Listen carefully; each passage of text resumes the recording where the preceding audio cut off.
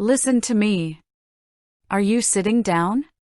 Because we need to have a serious, real talk right now about your retirement portfolio and what is happening with taxes in 2026.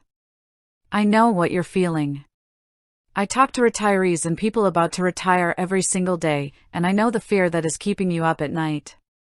You look at your traditional 401k or your traditional IRA, that beautiful nest egg you worked 40 years to build, and you think, Suze, what happens if tax rates go up? What happens if Washington takes a massive bite out of my retirement income? You are afraid that the money you thought you had isn't actually all yours because Uncle Sam is sitting there as a co-owner of your account, waiting to take his piece when you need it most. And guess what? That question, am I ready for tax changes in 2026? Is the absolute right question to ask. But here is where so many of you make a catastrophic mistake. You hear rumors about tax hikes, you panic, and you either do nothing out of paralysis, or you do something drastic without a clear plan. Stop it. Right now, stop. Fear is not a strategy.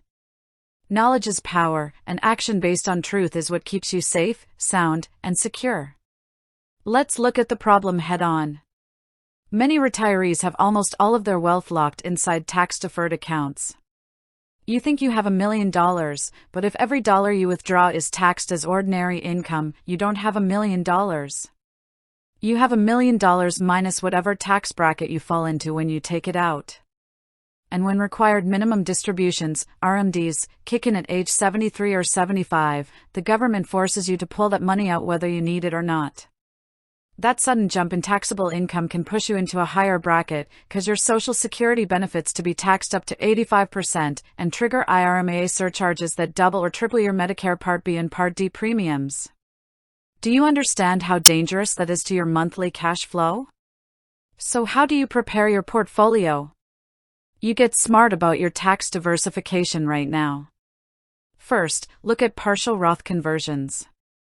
I do not want you converting your entire traditional IRA in 1 year and driving yourself into the top tax bracket, no way. But if you are in that sweet spot between the day you retire and the day your RMDs or Social Security start, you may be sitting in a lower tax bracket. You convert small, strategic chunks from your traditional IRA into a Roth IRA.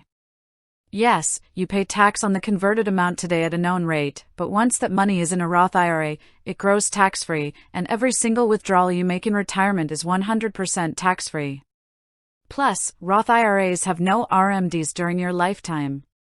That gives you ultimate control over your taxable income. Second, optimize your asset location.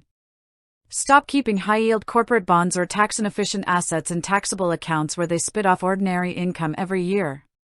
Keep tax-efficient investments, like municipal bonds or long-term growth stocks, in your taxable accounts, and place income-generating assets inside tax-advantaged accounts. Third, make sure you are taking full advantage of new senior tax rules.